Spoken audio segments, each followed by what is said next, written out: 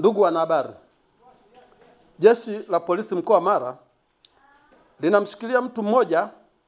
anayefahamika kwa jina la Macherege Wambura mwenye umri wa miaka 52, mkazi wa kijiji cha Robanda, wilaya ya Serengeti, mkoa wa Mara, kwa tuhuma za mauaji ya Bijeni Baragwa Nyamosega mwenye umri wa miaka 45, mkazi wa kijiji cha Robanga, wilaya ya Serengeti, mkoa wa Mara. Tukio hilo limetokea tarehe 21 Mei 2025 majira ya saa 1 asubuhi huko katika kijiji cha Robanda, wilaya ya Serengeti, mkoa wa Mara, ambapo mtuhumiwa Macherege Wambura alimshambulia Jeni Baragwa Nyamosega kwa kumchoma na kitu chenye ncha kali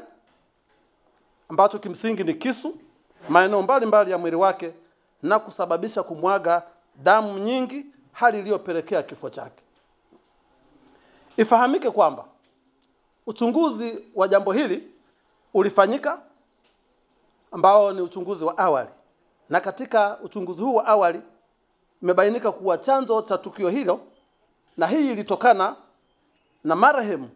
kubaini kuwa mtuhumiwa alikuwa anajihusisha na vitendo